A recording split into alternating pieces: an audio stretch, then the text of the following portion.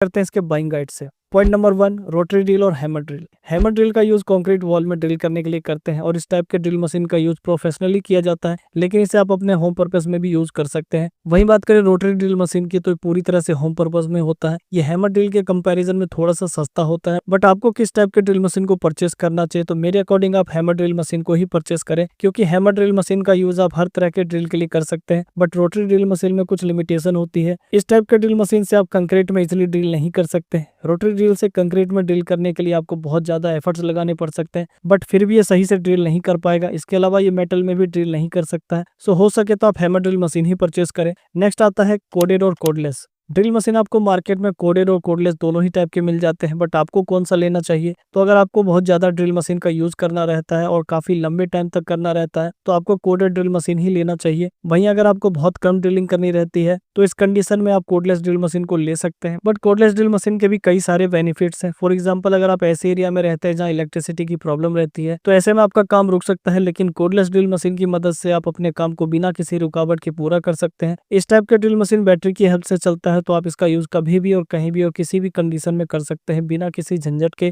So next point आता है watts. आपको हमेशा एक ड्रिल मशीन लेने से पहले उसके वॉटेज पर जरूर ध्यान देना चाहिए, क्योंकि जितना ज्यादा वॉट्स होगा उतना ही पावरफुल होगा और आप काफी आसानी से ड्रिल कर पाएंगे। मार्केट में नॉर्मली ड्रिल मशीन 400 वाट से 1200 वाट तक में मिल जाता है, लेकिन आपको कोशिश ये करनी है कि जो ड्रिल मशीन आप परचेस करने जा रहे हैं वो 500 वाट या इससे ज्यादा का होना चाहिए, जिससे आप ड्रिल मशीन का अच्छे से यूज कर सके। नेक्स्ट पॉइंट आता है reverse and variable speed control. ये कंट्रोल ड्रिल मशीन में काफी इंपॉर्टेंट रहता है, जो बहुत ज्यादा यूजफुल है। सबसे पहले जानते हैं रिवर्स कंट्रोल होता क्या है। ये फीचर ड्रिल मशीन में लगे व्हील्स को एंटी क्लॉकवाइज रोटेट करती है, जिससे अगर आपको किसी स्क्रू को टाइट करना हो या लूज करना हो, तो ये रिवर्स फीचर वो काम काफी इजीली कर लेता है, जिसे स्क्रू ड्राइवर से करने में आपको काफी टाइम और मेहनत लगती है। वहीं बात करें वेरिएबल स्पीड कंट्रोल की, तो इसकी हेल्प से आप स्पीड को कंट्रोल कर सकते हैं और अपने यूजर्स के अकॉर्डिंग स्पीड को सेट कर सकते हैं। सो नेक्स्ट पॉइंट आता है आरपीएम। एक ड्रिल मशीन में उसके बीट्स को कितनी तेजी से रोटेट करता है, उसे आरपीएम यानी रोटेशंस पर मिनट में मेजर किया जाता है। इसलिए ड्रिल मशीन लेने से पहले आपको उसके आरपीएम पर जरूर ध्यान देना चाहिए। ड्रिल का आरपीएम डिपेंड करता है उस मटेरियल पर जिसे आप ड्रिल कर रहे हैं। साथ ही ड्रिल बिट का साइज क्या है ये भी मैटर करता है।